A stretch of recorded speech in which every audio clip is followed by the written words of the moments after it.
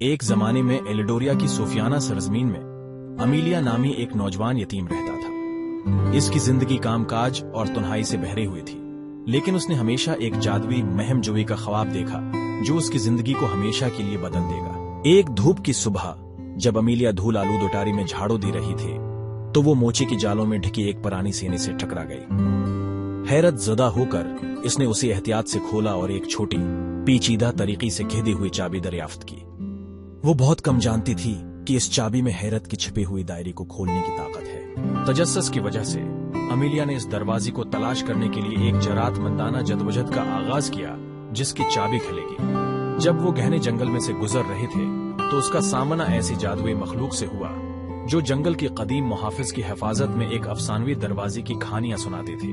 کئی دنوں کی انتھک تلاش کے بعد امیلیا کو آخرکار بلوت کا وہ عظیم درخت مل گیا جس نے دروازے کی دروازے پر رکھا تھا۔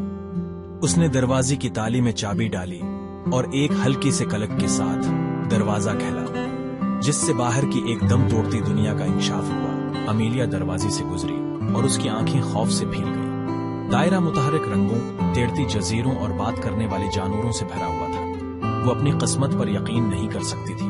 جادوئی مہم جوئی کی اس کی خواب پوری ہو گئی تھی۔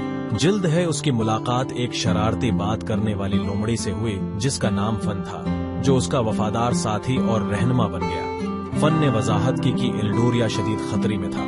ایک شیطانی جادوگرنی نے ایک سیاہ جادو کیا تھا۔ اس کے جادو کی دائرے کو ختم کر کے اسے مایوسی میں ڈال دیا تھا۔ توازن بحال کرنے کا واحد طریقہ روشنی کی کھوئی ہوئی 3 کرسٹل کو دوبارہ حاصل کرنا تھا۔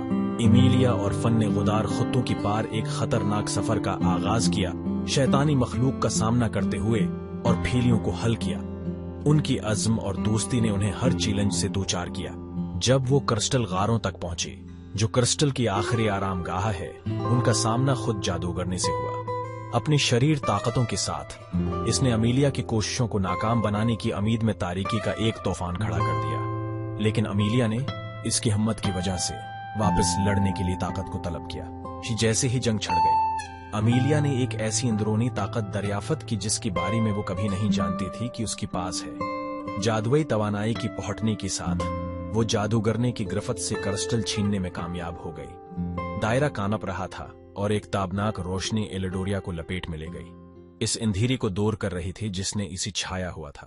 بحال ہونے والے جادو کے نتیجے میں امیلیا کا دل خوشی سے پھول گیا۔ اس نے فن کو الوداع کیا اور گھر واپس آ گئی جو اب ایلڈوریا کا ہیرو اور نجات دہندہ ہے۔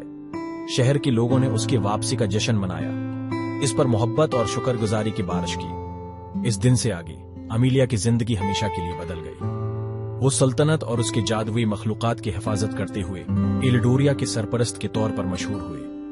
اپنی جادوئی چابی کے ساتھ جب بھی ایلڈوریا کو اس کی ضرورت ہوتی تھی، اس نے مہم جوئی کا دروازہ کھول دیا، اور یوں امیلیا کی جادوئی مہم جوئی نے نہ صرف اس کی بچپن کی خوابوں کو پورا کیا بلکہ اسے امید کی کرن میں بھی بدل دیا، جو ہر کسی کو یاد دلاتا ہے کہ ہم میں سے ہر ایک کے اندر دنیا کی تاریک ترین کونوں میں روشنی لانے کی طاقت موجود ہے۔